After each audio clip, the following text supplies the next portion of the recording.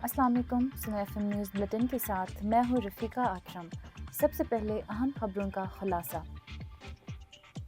افواج پاکستان نے آپریشن بنیان مرصوص کی کامیاب تکمیل کا اعلان کر دیا۔ ہمارے شہریوں اور سپاہیوں کی جرات و قربانی پاکستان کی سلامتی کی بنیاد ہے، آرمی چیف۔ وزیر اعظم کا آپریشن مارکا حق کے شہداء اور زخمیوں کے لیے پیکج کا اعلان۔ پاک فوج نے اپنی بھرپور صلاحیت ثابت کر دی، امجد حسین ایڈوکیٹ۔ اب خبروں کی تفصیل۔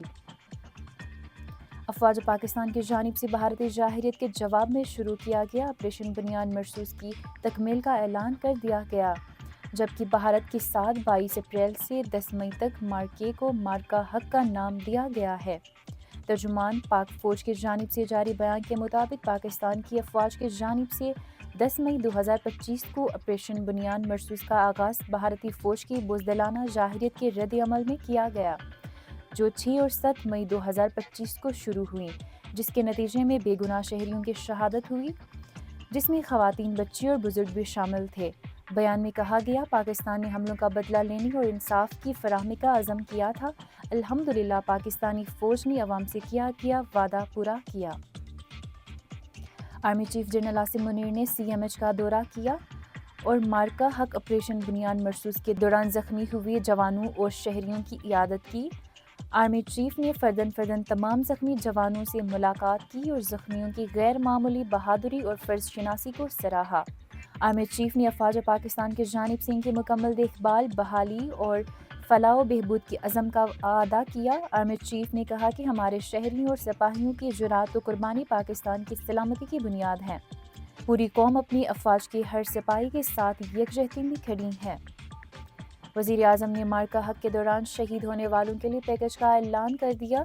وزیر اعظم کے اعلان کے تحت مارکا حق میں شہید ہونے والے پاکستانی شہریوں کی ورثہ کو 1 کروڑ جبکہ زخمی ہونے والوں کو 10 سے 20 لاکھ روپے دیے جائیں گے۔ پاک افواج کے شہداء کی ورثہ کو رینک کے حساب 1 کروڑ سے 1 کروڑ 80 لاکھ روپے کی رقم شہداء پیکج کے تحت دی جائے گی۔ صوبائی صدر پاکستان پیپلز پارٹی گلگت بلتستان امجد حسین ایڈوکیٹ نے کہا کہ پاک فوج دنیا کی مضبوط ترین فوج ہے۔ انہوں نے بھارت کی جارحیت کے خلاف بھرپور اور فیصلہ کن فضائی کارروائی کرنے اور بھارتی فوج کو ہر میدان میں ناکامی سے دوچار کرنے پر پاک فوج کو خراج تحسین پیش کیا۔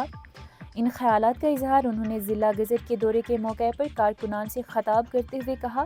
اس موقع پر پاک فوج سے بھرپور یکجہتی کا اظہار کیا گیا اور گزشتہ دنوں انڈیا کے جارحیت کے جواب میں کامیاب اور منہ توڑ جواب دے کر بھارت کو دن میں تارے دکھانے پر خراج تحسین پیش کیا گیا۔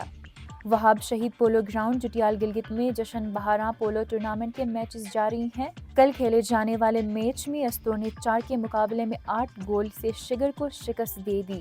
آج بھی سول پولز کے میچز جاری رہیں گے۔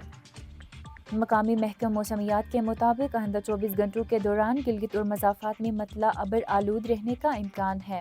آج گلگت میں زیادہ سے زیادہ درجہ حرارت 28 اور کم سے کم 12 درجہ سینٹی گریڈ ریکارڈ کیا گیا۔ گلگت میں سورج کل صبح 4:55 پر طلوع اور شام کو 7:03 پر غروب ہوگا۔ اسی کے ساتھ سنو ایف ایم گلگت سے خبریں ختم ہوئی۔ مزید تفصیلات کے لیے ہمارے ساتھ جڑے رہیے گا۔